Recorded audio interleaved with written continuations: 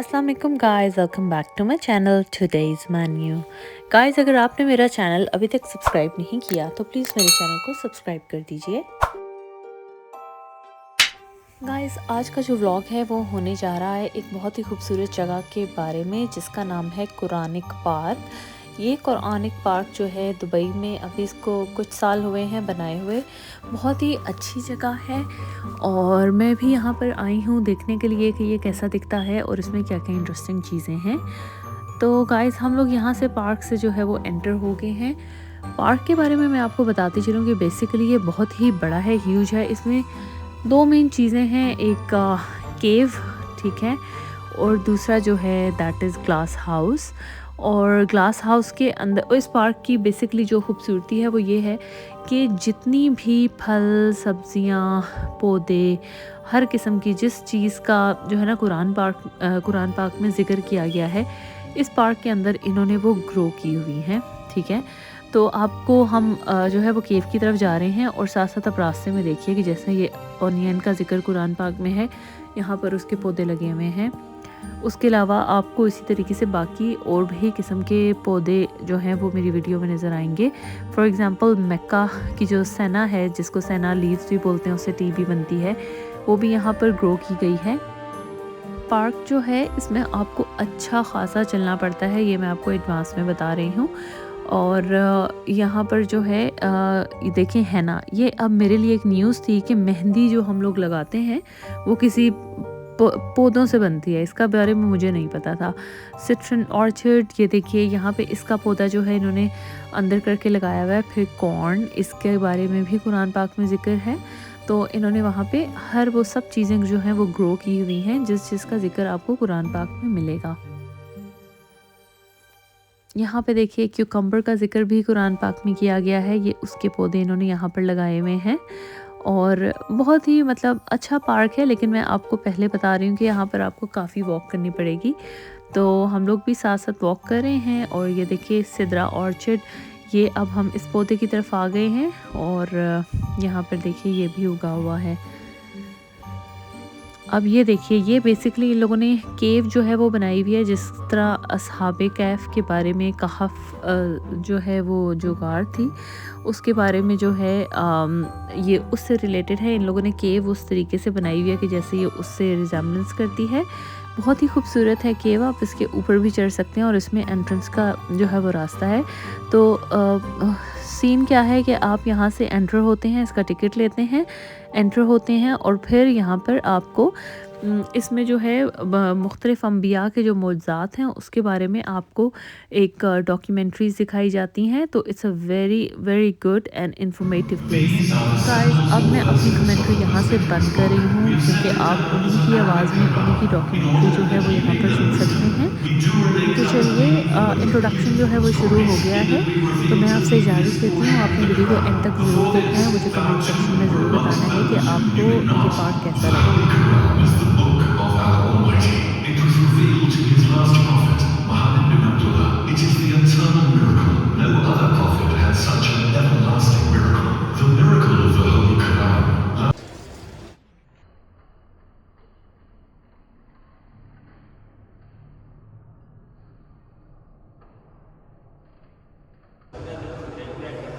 In one of the cities of Mosul in Iraq, there lived the people of Nineveh, who worshipped idols and associated partners with God. God sent them a noble to lead them to the worship of God and to dissuade them from belief. Jonah, peace be upon him, advised his people to take up the path of goodness and promised them mercy and forgiveness if they believed Prophet Jonah after they were punished by Allah Almighty after the departure of Jonah. Hence, they repented, declared their belief, and asked Allah Almighty to remove the punishment. Hence, Allah removed the punishment, accepted their repentance, and He endowed them with faith.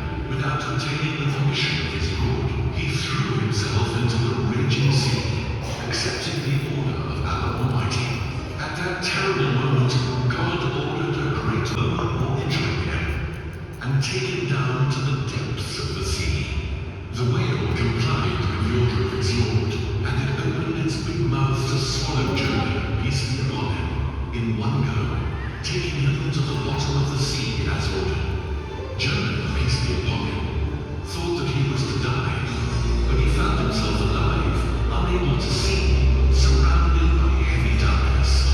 The darkness of the night, the darkness of the sea, and the darkness of the stomach of the whale. Thence his tongue repeated with a submissive heart and a repentant soul, there is no God but thou. Glory to thee. I was indeed wrong. So Allah accepted the supplication of his prophet, and he ordered the whale to throw Jonah, peace be upon him, on the beach. The prophet found himself on a deserted island, weak, alone in the open, bitten by the heat of the sun. So Allah Almighty grew a pumpkin tree close to him, to cover him with its broad leaves, and protect him from the cold and heat until he became strong and recovered from the weaknesses and disease. Jonah, peace be upon him, returned to his people to find that they believed in his message, and they were happy to see him. They lived in the mercy and favor of God because they believed and they were truthful in their faith. Resurrect the dead by the permission of God Almighty. He used to ask Allah Almighty, and Allah answered his supplications and resurrected the dead so that they would get up alive from their graves. By the permission of Allah, as it was said, the Prophet Isa, peace be upon him, revived 4 dead. They were Eliezer, who was his friend, the old woman's son, Al-Ash's daughter, and Sam, son of Noah. His friend, Eliezer, fell sick, and his sister sent him a message saying, your friend is dying. So the Prophet Isa, peace be upon him, set out for him. He was 3 days far from his friend. When he arrived, he found that he had already died. The Prophet Isa said, lead me to his grave. He was led to the grave, and there he asked God to resurrect his friend. Allah Almighty resurrected him, and he got out alive from his grave, and he lived, and he had children. As for the son of the old woman, the Prophet Isa, peace be upon him, passed by him as he was carried on a bed. So the Prophet Isa, peace be upon him, asked God to resurrect him, and Allah Almighty resurrected him. Consequently, he got up and got off the men's shoulders. He got dressed and carried the bed on his shoulder. He returned to his family, remained there, and he had a son. As for the daughter of Al-Asha, the Prophet Isa reached her, and he was asked, could you resurrect her even though she died yesterday? He asked God Almighty to resurrect her. Saw that, they became stubborn and proud. They said to the Prophet Isa, peace be upon him, you wake those who recently died. Perhaps they did not die. They could have passed out or lost consciousness only. Why don't you resurrect Sam, son of Noah, who died thousands of years ago? The Prophet Isa, peace be upon him, went with those who asked him to the tomb of Sam, son of Noah, and he supplicated to his Lord. As a result, the earth was divided, and Noah's son came out. His head was white. The Prophet Jesus, peace be upon him, said to him, how could your head turn white when there was no old age at your time? Sam, son of Noah, said, O soul of Allah, when you called on me, Allah gathered my joints and bones and he recreated me. And when you called me on the second time, my soul returned to me. Yet when you called on me the third time, I was scared that it could be the judgment day, so my head turned white. An angel came to me and said, this is Isa calling on you to support his statement. O soul of Allah, ask your Lord to return me to the afterlife. I have no wish to remain in this life. And he said to people, believe him, he is a prophet. Some people believed him, while others disbelieved him, saying that it was nothing but magic. Then the Prophet Isa, peace be upon him, said to Sam, silence engulfed the village, so he went to a place where he could rest after the suffering of travel, and where he could see good scenery. He tied his donkey next to him, and put his food and drink next to him. He lied down to rest from exhaustion and overthinking. He was wondering how life would return to that village, and he surrendered to a deep sleep. From this wonder, the miracle of God was on its way to Uzair.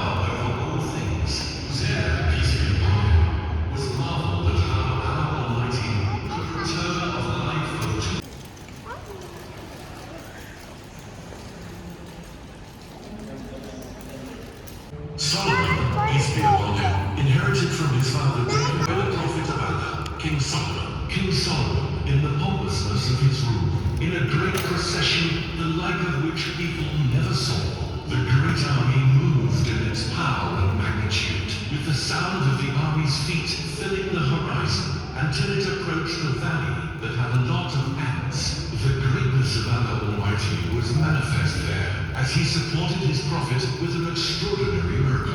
That is when he heard the voice of an ant amidst that great army, and the huge noise coming from the movement of that formidable army. Solomon, peace be upon him, heard an ant addressing the ants, calling on them, saying, "O ants, hurry into your abodes," so that the feet of Solomon's army would not unintentionally and obliviously crush you. She instructed them to go into their houses and take refuge in them from the army of Solomon, so that they would not be crushed. That is as the bodies of ants are breakable like glass. She found the excuse for that great army, as they could have never sensed their presence, due to their small size and invisibility, amidst the movement of an army like the army of Solomon.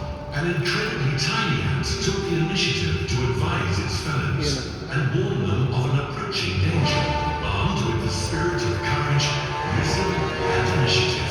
Solomon felt the greatness of the miracle that God blessed him with when he heard a small ant, which could not be seen by the naked eye under the ground, and understand its language when it advised its fellows and warned them against the army of Solomon. The holy prophet smiled happily, being pleased with the wisdom and prudence of the ant. He led his army away from the valley, and he called on his Lord to inspire, to give thanks to for that great blessing.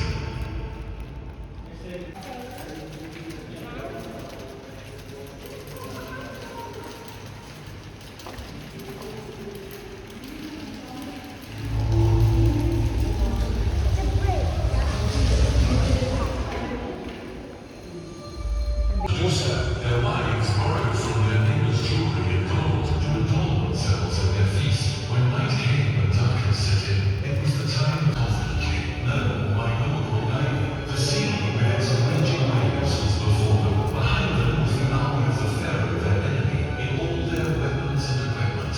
Fear is surrounding them. For security and safety are with God, and the fear descends by God upon those who are far from the truth. Moses was thrown into the sea, and that was how he was saved. On the other hand, the Pharaoh went into the sea. That was the reason of his demise and death. He who boasted before his people, saying, "These rivers run beneath me. Do ye not see?" So Allah Almighty made the water run above him. Hence, what he took pride in was the reason for his demise, and death was the reason for his demise. Of God's power and greatness, Abraham supplicated to his Lord in desire and passion, "O Lord, show me how you revive the dead. Show me how you revive the dead after they died and turned into dust." Allah Almighty, who knew the heart of his prophet and friend, said to him, "Didn't you believe? After I guaranteed you to be through your instinct, Almighty by himself, in the certainty of the believer, and he learned that the creation would be resurrected on the day of judgment, and held accountable for their actions."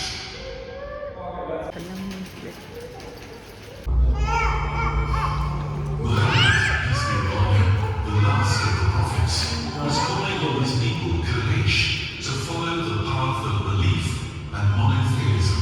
Yet despite their knowledge of the truthfulness of the prophet, peace be upon him, they rejected his message, and following his religion, they insisted on their disbelief. The people of Mecca continued to argue and deny the call of the prophet, peace be upon him, for a long time, and he was patient with them and with their denial of the truth, for the sake of his noble vocation and mission. The infidels of Quraysh wanted to weaken the prophet, peace be upon him. They asked him to show them a sign or miracle that proves the truthfulness of his prophethood. They said to him, "O Muhammad, show us a miracle if you are a true prophet." The prophet, peace be upon him, said to them, "Would you believe if I did it?" They answered, "Yes," thinking that the prophet, peace be upon him, would be unable to answer their request. The prophet, peace be upon him, asked his Lord to answer Out of his desire for his people to believe and be guided, Allah Almighty gave them one of the most wondrous and visible miracles of the universe. The moon was split into two halves as it was full, and each half hid behind a mountain. And the Prophet, peace be upon him, called his people to witness that miracle and believe in him as they promised. Nevertheless, they insisted on their disbelief and evaded their promise. They rejected faith and accused him of witchcraft. They said, Muhammad charmed our eyes.